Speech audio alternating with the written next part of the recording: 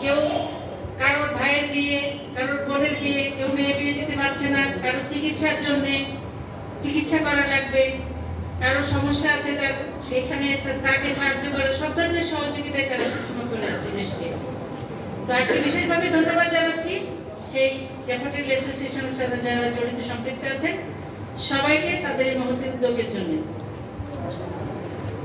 একটি বিষয় বলবো, সেটি হচ্ছে আমাদের নেতাকর্মীদের উদ্দেশ্যে, যে আপনারা যখন মাইকে কথা বলেন, আমরা যারা বসে থাকি স্টেজে আমাদের প্রতি একটু বেশি মানে প্রশংসা সূচক বাক্য ব্যবহার করে যে কথাগুলো বলেন, একমাত্র চাহিদা ছিল ফ্যাসিস্ট মুক্ত হওয়া। সেজন্য আমাদের দলের যে মূল মন্ত্র সেটা হচ্ছে সুদৃঢ় ঐক্যই পারে সকল ষড়যন্ত্রকে রুখে দিতে। সুতরাং সেই ঐক্যটা আমাদের জরুরি। আমাদের সামান্য নিজেদের ব্যক্তিগত কারণে আমরা যাতে মন কষাকষি না, বা অমুকে ওটা করেছে বলে আমি এটা করবো না, সে আমার শত্রু বলে তার বিপক্ষে আমাকে থাকতে হবে, এ ধরনের নয় মানসিকতা। আমাদের মানসিকতা সমস্ত ষড়যন্ত্রকে আমরা যদি মোকাবেলা করতে চাই তাহলে অবশ্যই আমাদেরকে সেই ঐক্যে আসতে হবে। ঐক্যটা কি হবে?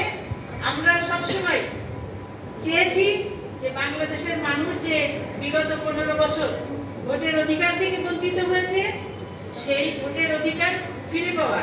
আমরা চেয়েছি সবসময় একটি নির্দলীয় তত্ত্বাবধান সরকারের অধীনে। যারা উদ্যোগ নিয়েছেন বিশেষ করে প্রবাসীরা, তারা লাগে সবাই আমরা ধন্যবাদ।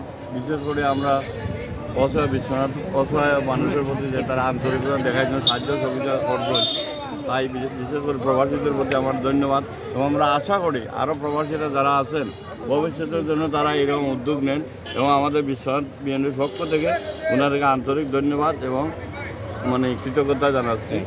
মাহে রমজান অত্যন্ত রহমত বরকত ফজিলতের মাসে, এই মাসেই যে তান সামগ্রী যারা প্রবাস থেকে এই উদ্যোগ নিয়েছেন, এর জন্য তাদের উদ্যোগকে আমরা সাধুবাদ জানাই। তারা এবারে ন্যায় প্রতি বছর যেন আরো প্রসারিত হবে, এটাই আমাদের আশা, এটাই আমাদের প্রত্যাশা। যে তুমি ভাইয়া কৌসাই তোমার একটু অনুভূতি প্রকাশ করো। অনুভূতি আমার বহু শান্তি দিন যাইব, এবারে আমার তো খুব কষ্ট।